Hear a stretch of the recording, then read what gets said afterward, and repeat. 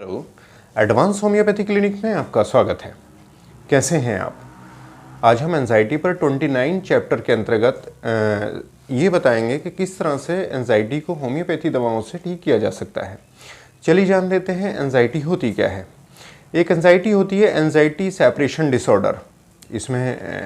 इसमें होता क्या है कि जिससे हम बहुत ज़्यादा लगाव रखते हैं, जिससे हम बहुत ज़्यादा प्यार करते हैं, जो बहुत ही ज़्यादा दिल के करीब होता है, अगर वो हमसे दूर चला जाए तो उसके दूर जाने के बाद एक अजीब सी घबराहट बेचैनी होती है।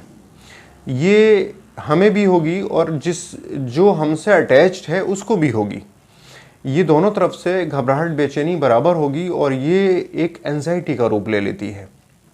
कभी भी मान लो कोई छोटा भाई है, बड़ा भाई है या घर का कोई भी मेंबर अगर कहीं बाहर गया है, विदेश गया है पढ़ने के पर्पज़ से या किसी और काम करने के पर्पज़ से, तो उसको भी और घर वालों को भी, खासकर मदर को, एक घबराहट बेचैनी रहती है। एक ऐसी इनसिक्योरिटी रहती है, पता नहीं वो कैसे रह रहा होगा, कैसे खा रहा होगा, पता नहीं उसको खाना बढ़िया मिल रहा है कि नहीं मिल रहा है, पता नहीं वो उसको कपड़े अच्छे मिल रहे हैं कि नहीं मिल रहे हैं। मतलब एक ऐसी एक एंटीसिपेटरी, एक भय, एक डर मन में बना रहता है उस चीज़ को लेके कि कहीं ना कहीं वो सिक्योर है कि नहीं है। ये एक एंजाइटी का ही रूप है।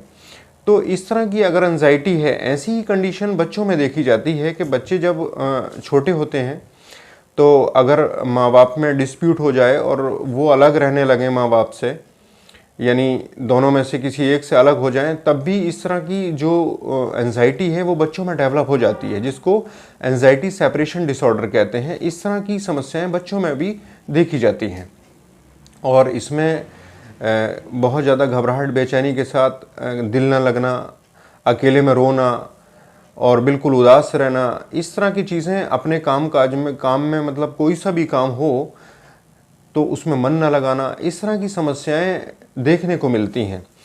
जब हम पूरी केस हिस्ट्री लेते हैं, मरीज़ की पूरी स्टडी करते हैं कि किस तरह से ये चीज़ें डेवलप हो रही हैं, तो पता लगता है कि जो है जब ये छोटा था या हाल ही में इस तरह की माँ बाप में डिस्प्यूट हुआ और ये झगड़े की वजह से ये लाइफ कहीं ना कहीं डिस्टर्ब हुई है, ये अपने पापा को बहुत मिस करता है या ये अपनी मदर को बहुत मिस करता है। अगर वो सेपरेशन हुआ है तो मतलब वो अलगाववाद हुआ है तो ये एक एंजाइटी का ही रूप है। अगर इस तरह की चीज़ें बहुत बढ़ जाती हैं और ये चीज़ें आसानी से कोई भी शेयर नहीं करता, मन ही मन में इसको लेके बहुत ज़्यादा एक सोच विचार चलती रहती है और ये शरीर को धीरे धीरे खोखला कर देती है। इसी तरह से हमारी मदर्स होती हैं कि किसी न किसी के गम में अगर कोई हमसे अलग हो गया है, कोई बेटा अलग हो गया है या कोई अपना अलग हो गया है, तो माँ जो है एक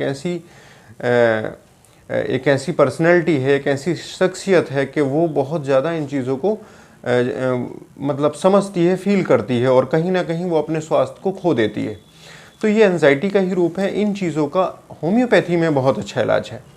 सिम्टोमेटिक अगर लक्षणों के आधार पे हम केस हिस्ट्री लेके और पूरी रिपीटराइज करके अगर दवा का सिलेक्शन करके दे देते हैं तो मरीज़ पूरी तरह से ठीक हो जाता है।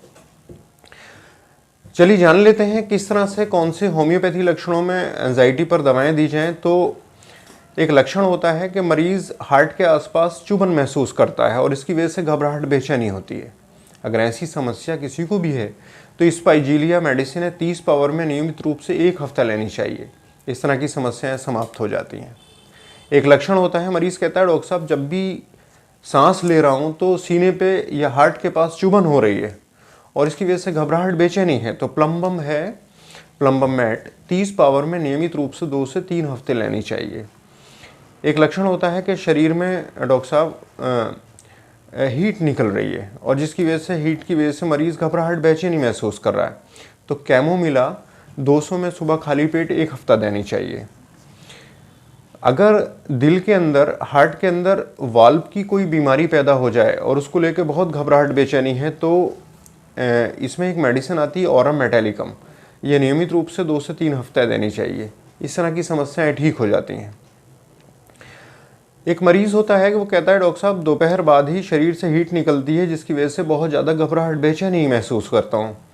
तो 30 पावर में एक मेडिसिन आती है रूटा 30 पावर में नियमित रूप से 2 से 3 हफ्ते देनी चाहिए। इस तरह की जो समस्याएं हैं वो ठीक हो जाती हैं।